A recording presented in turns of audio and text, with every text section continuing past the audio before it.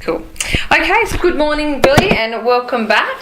Thank you for agreeing to do this third interview, and just to acknowledge that you're happy for it to be recorded once more. Yes, of course, that's great. Thank you. Excellent. Okay, so these questions have been developed by our students for Kit 707. So the first question is that you've mentioned you don't have any information management strategy at this very moment, but you believe you'll develop it in-house, or you'll ask some experts to help that development.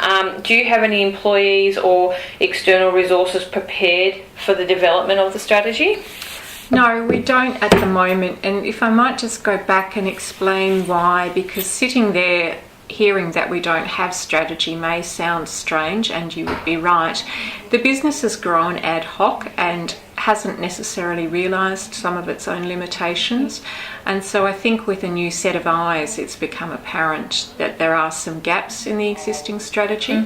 So no, at this point in time I haven't actually set down what the strategy will look like or created anything. I'm working across multiple areas at the moment.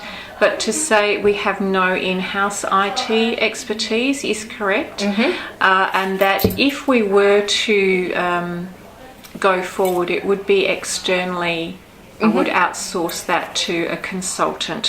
Whether I went to a consultant who currently does our IT, I think there could be a bit of a conflict of interest there. So I may not do that, but I haven't actually given a great deal of thought to the specifics of that strategy at this point in time. I have some more pressing issues. Okay, great. So it's in the works, it's going to be developed, but at the moment it's not completely front of house or front of mind because you're doing other things in the business. That's correct, and it would almost definitely be external. It would be outsourced, yes. Okay, great, thank you. So on to the next question. In the first interview, TARDIS's information management strategy, and you mentioned you'd hire external IT specialists to implement all the new things. So this is separate from the information management strategy. It's the actual implementation and maintenance of the equipment that comes with that. So during that process, how do you envisage protecting sensitive information that the IT service would have to handle? So whenever I engage external consultants, irrespective of what field they're in, I get them to sign confidentiality agreements. And, you know, that's in terms of the legal side, but the other part, I guess, comes back to my experience in the field and just gauging what people to be able to trust with that sorts of information. But yes, always backed up with the legal as well, with confidentiality. Okay, great. So with the confidentiality agreement, would the external people be using or accessing that data as they transferred it for you? They might not necessarily see the data per se, but they'd be handling the data. Would that be a correct assumption to make? That's correct. Yep. Should they choose to go and look at a patient file, then they would certainly have the capacity to do so. Whether they choose to is a different issue, but it would be certainly within the possibility that they would be able to see that information. Yes. Okay, but they shouldn't need to, not even for testing purposes. Correct. Okay, great. So how does information management help TARDIS in analysing, managing and storing patient-client information? So again, this is a little bit of an untapped area. We do have a number of systems that run, and you can cut and dice that information as you choose. So, for example, a lot of our business is run by item numbers set by Medicare. So we can actually pull out data by that to determine how it is we're servicing our patients. We have some specialist item numbers that can help us, for example, understand if we're doing travel or Yep. some sort of additional service, skin, some of those sorts of things. So that can help us in terms of the service delivery. We can also have a look at markers. So if it was something about asthma, we can actually go in and have a look at that. So that's all about our patient information. I can then also extract demographics. So one of the practices that we bought recently has an older cohort. You can actually see the patient needs vary as a consequence of that age group. Yep. We can also have a look. It helps us in terms of, for example, health checks from 40 to 45-year-olds. So we can actually extract that data. So we can have a look at the composition and the demographics of the patient, the care that we're providing, and then what we're also seeking to do is understand what is profitable for us as a business to service. A proportion of what we do is bulk billed, a proportion is privately billed. We like to be able to help the community where we can with bulk billing, but to ensure that we can actually keep our heads above water as well. So it's the financial, it's the patient care, it's about how we brand ourselves in particular markets depending on that demographic as well. Yep. Okay, great. So information management practices help you, I suppose, mine the database for either a reactive purpose. So we need to know a demographic, or we need to know some health markers, and then also a strategic or proactive purpose. We want to see what's happening in our new markets or future trends. That's correct. Perfect. Excellent. So for the next question, we found that there are many restrictions and requirements for your information systems in terms of privacy. Are there any specific requirements for the virtual servers you were talking about? So there's not, in terms of the restrictions and the requirements, I would take that to understand around the regulatory environment as opposed to my own personal requirements. Yep. So as far as I understand, there are no differences between having our own servers or virtual servers. The restrictions under both scenarios are the same. Okay, right. Yep, so the virtual services, I guess the only main restriction would be the database has to be maintained in an Australian organisation cloud. Yep. Yeah, which was the same with regard to our own, but yes, that same caveat applies, that our data needs to be maintained in Australia, yes. Yep, excellent, okay. So that would be also assuming all the sign-ons and things like that, no matter whether it's cloud or physical, it's going to have to be the same. That's right, yes, so no change as to whether it's local or virtual. Yep. Great. So did TARDIS complete a risk analysis before they entered into the most recent acquisition in February?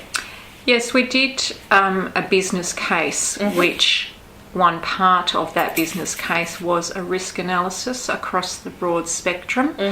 I wrote that business case, and I would say that with hindsight, I did not appropriately identify the risks with IT.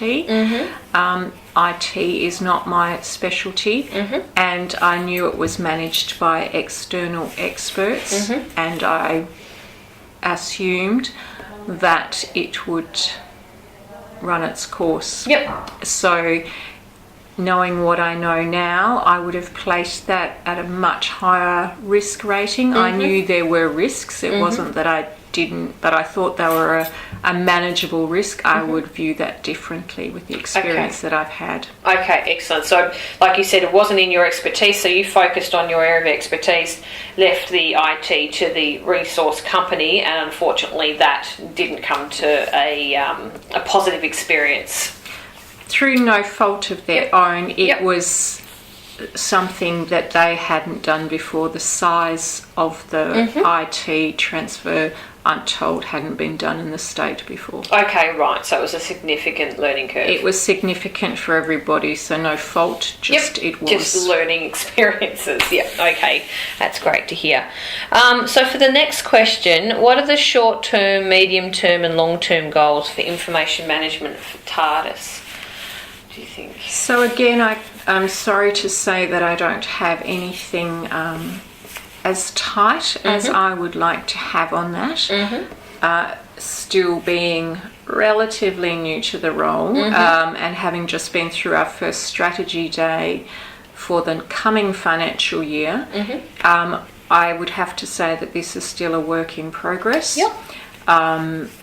And it would be my expectation that in the short term, I will maintain external resources to support our business. I would certainly review somewhere there in the long term. I think our business needs some internal IT support. I don't know at what point along the continuum that happens, what it looks like, how it would be funded, any of those sorts of things. Yep. I certainly can see that it is a high risk area for our business that hasn't been managed appropriately to date. Yep. Okay, so that again is part of the previous discussion we had earlier. It is identified as important, however, there are other things that need to be managed at the same time. So it's not that you're ignoring it, it's just that it's got to go with the hierarchy of things. That's correct, yes. Okay, that's great. So I suppose speaking of trying to get things sorted, has the organisation decided on its current and target maturity level, which is based on the capability, maturity, model integration, and identified the gaps, so in the business life cycle? Yeah. So the business has been undertaking growth, some organic, some startup, and some acquisition. So the acquisition in February was the most sizable that the organisation has done, and it has had a great number of challenges, which has meant that we've now had to delay further acquisition or growth strategy for a longer period than we had in mind. We're now looking at embedding and getting the business the structural pieces that we need, like our strategy for IT, in place and have everything in a workable form by the end of 2020, at which time we would then seek to grow either through acquisition or startup for other practices thereafter. So the right here, right now, we're just going to stabilise the business and embed and create a strong platform for growth. Excellent. And then move, having those pieces in place, subject to those pieces being in place, move into growth again. Yep. Okay, so it sounds like we had momentum with the business prior, then the acquisition of the business bigger than you thought, a few things have cropped up, so now we're going to stabilise and then we'll move on with the plan. That's correct. Yep. Great. Okay. So can you tell us more about the migration to the virtual services, please? Suppose first off, what issues did you want to specifically address in this migration?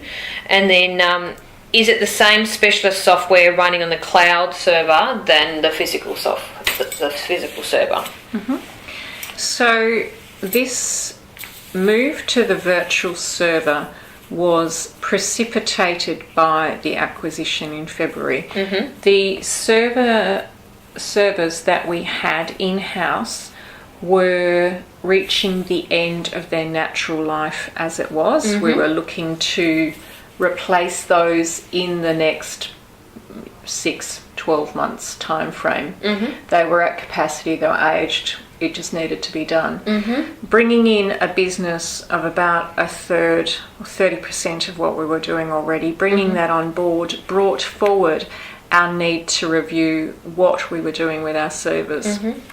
So that was one part of what we did. We could have just bought a new server and continued with the same strategy, which then moves to the second half of the question, which is why virtual. So what I was seeking to do was ensure that we had the physical protection of the site.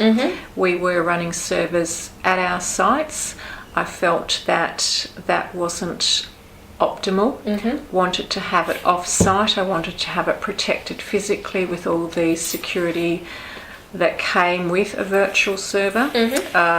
Also wanted to have the backup systems. We had a very manual backup system. This enabled the IT specialists to be doing that. Yep. So it actually took some of the risks of running our own server, especially when we didn't have in-house expertise, and really passed that responsibility to the IT provider as opposed to trying to do that ourselves. So there were the two parts, the aged hardware, and then whilst doing that to actually move to virtual. Excellent. Okay, great. And is that the same software for both? So that was on the physical servers, all the software programs and the things that you're accessing, is it the same now that you're virtual, or has it had to change? Yes, it is. Yep. It's the same, but I would say, so with regard to our existing business, we maintained exactly the same software that we had before. Unfortunately, and I don't recall if I shared this before, unfortunately the acquisition target used different medical software. Okay. So that was part of the challenges that we had in moving it across, was to transfer that data not only from their server, but then from their server to the virtual, but then from the virtual to our different software systems. Yep. Okay. So, and the size of the acquisition, as I say, roughly 30% of our existing business, meant that that was quite a large, significant task to do. Yep. Okay, great. So speaking of integration, you mentioned some issues that happened during the integration, for example, like the duplication of files. How extensive was the testing that identified this, and was there a budget or resource allocation to this task?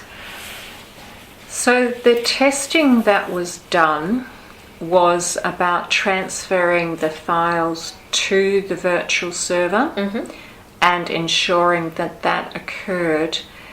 There were limitations on being able to test the data of the target company because we hadn't acquired it yet. Yep.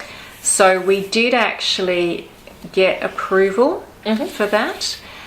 We, as in the IT outsourced people, did do testing on that, and it transferred across. I don't know that, so they may have seen that patient X transferred across to patient X.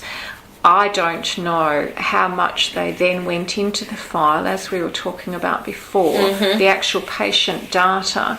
If they had gone in and had a look at an MRI that had been done on patient X, they may just have seen that it transferred, but not that the data for the MRI. The actual stuff was in there, I don't know that, but there would certainly have been some limitations about precisely what was being tested. Perhaps at the IT level they ticked yes, it transferred. The other issue was that when we then went on to help and do some of that integration and merging of the files, every time our people went in, and as you do, you go to save the data each time, what we found was that each save created a new file. Oh, so save as instead of a save in a way. Precisely the detail I couldn't tell you. But our people were doing the right thing as they were doing the integration of the file, saving as they went, which meant they had up to 10 if they saved 10 saves in the integration, that had 10 files at the end of that process. That wasn't identified in the initial testing. But became apparent throughout the process. All right, excellent. That's a lot of fun. There's been a lot of fun, Erin. A lot of fun. And that's still being sorted out, isn't it? Yeah, we're still working through those issues. Okay. And you've asked about a budget. I was given a quote up front, and I got them to keep to that quote. as we went through. So, for example, with the testing, I tried to allow enough fat for people to do the job they needed to, and they were excellent in coming back to me and saying, we've got 3/4 of the way through, or we can do this and not spend it. So we worked really well. As I say, the IT company I have a lot of respect for, a lot of time for. It was really just probably outside anybody's skill sets. So the expenditure was just short of $50,000, Right. which was not necessarily what I was expecting. I guess one always hopes for as little as possible, but there was a lot of people time involved in that, and I understand that's where the expense is. Yep. Okay. Excellent. Thank you. So moving away now from the integration, but to the actual using the service day by day, I guess. What kind of services from NBN do you use? And if you use it, have you noticed any kind of improvement? Is there any other investments of the NBN aside from the private satellite, or is that still your main operation modus, so to speak? Yeah.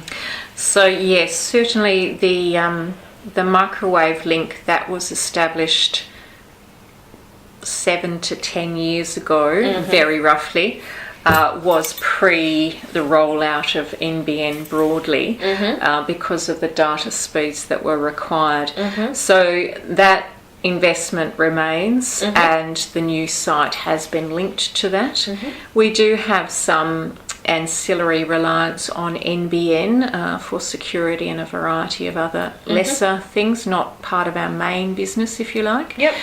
So no, the NBN doesn't play a big part in our life, and there's been no change.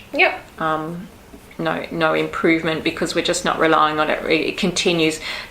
The speeds that we get from our microwave link are at least, well, they exceed the NBN. As the NBN improves, then perhaps it will become comparable, but at this point in time it's still slightly ahead of the NBN, I believe. Okay, great. That's good.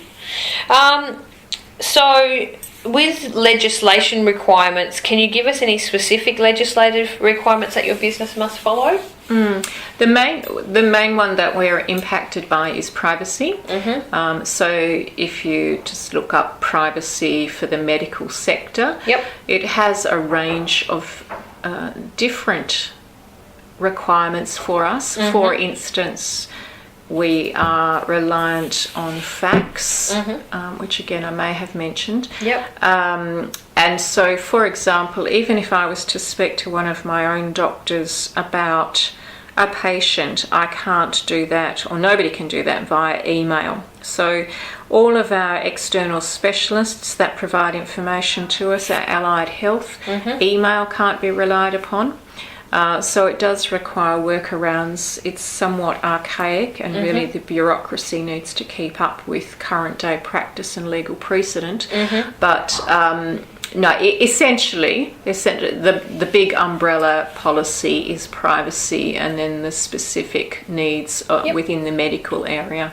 So the Australian, I think it's called the Australian Privacy Principles or something like that. But if you have a look, Tasmanian medical, Google, it'll be fine. That would be what covers it. Excellent. So from the perspective of ICT, how does your company define the ethics of staff? So for example, is there any training of staff to be professional, ethical while they're interacting with the ICT? And is there any assessment or checking mechanisms to make sure people are interacting with the technology in an ethical manner? We have a code of conduct which does need to be reviewed, and just again, that's just another example of the processes and procedures that need to be tightened within the organisation.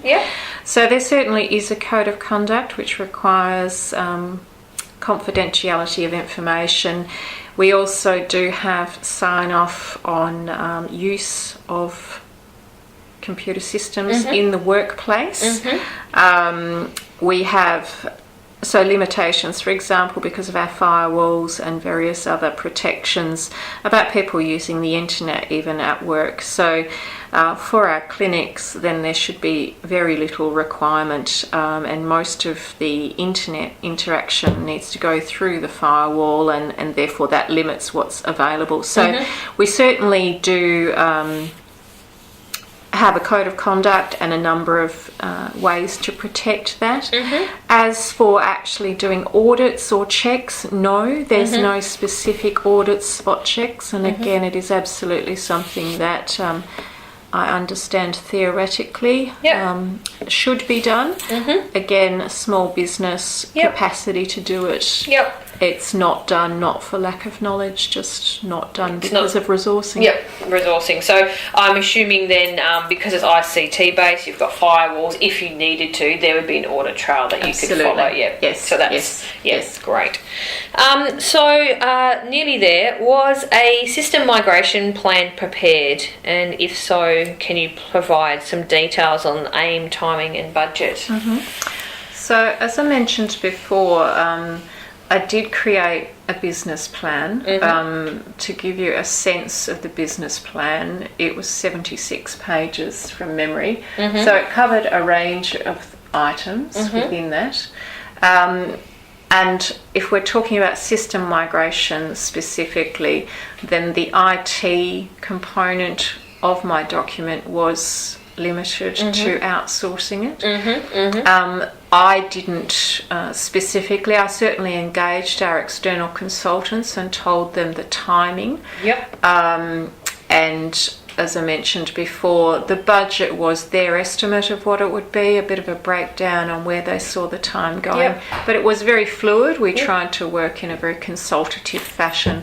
So I couldn't produce for anybody a specific plan, but I would suggest to you that the IT consultants that I engaged would have had much more of a plan as such and strategy rather than at me, because I outsourced that. Okay, great. So the business plan that you spoke about before is essentially part of that migration plan that ICT, the outsourced company, also interacted with the ICT point of view. Yes. Great. Okay, so last question is that you mentioned that in the previous interview that demographic data was lost during the acquisition. Would you be able to explain what happened if anyone knows, and talk about the process of how it was lost, or is it just one of those black hole moments? I can tell you what the outcome was. I can't tell you how it happened. I'm sorry, I don't understand. I don't think anybody understands. So there are two types of medical software. One's, well, it doesn't matter what they're called, and our acquisition relied on one, and our existing business relied on the other. The ultimate writers of that software are not so keen for you to transfer away from them, and are not particularly helpful in helping you move away from them. And there are some system limitations in the software, I understand. Okay. Precisely why things like your ethnicity, whether you smoke or not, etc., did not migrate across. My understanding is it's something to do with the way that the software was written, and that it's not understood by the other software. Okay, All right, so they're using different tags or different codes, so when the databases try to communicate, you've got one database going, I have no idea what this means, so we're just going to ignore different strings, different ways that coding is put together, so that it's not, whether there's spaces or underlining, attaching that, it's not reading it the same way. And so to the lay person, which is me, that the result is that it just doesn't populate. There's just come over. No information, not the wrong information, just completely blank. So where there was, and so the reason that this other than just because it would be nice to have, it is a requirement, government requirement, for us to be collecting data, for example, about Aboriginal Torres Strait Island heritage and ethnicity is specific criteria that needs to be looked at in the healthcare industry to ensure that we're improving those outcomes. So that's the sort of demographic data that is just merely absent as a consequence of this transfer. Okay, right. So it's and you mentioned, so there are only two types of medical software in the field, and basically, and you had one, and the incoming company had the other. Correct. Okay. All right. Yep. So in our type, or in our part of the medical industry, it's predominantly these two. Yes. Okay. Excellent. All right. Well, great. Thank you so much for your time again, Billy. It was really wonderful talking to you, and we may touch base one more time just to do the final cap off. Thank you for your time. I'm looking forward to seeing what the outcomes are. Excellent. Thank you. Bye.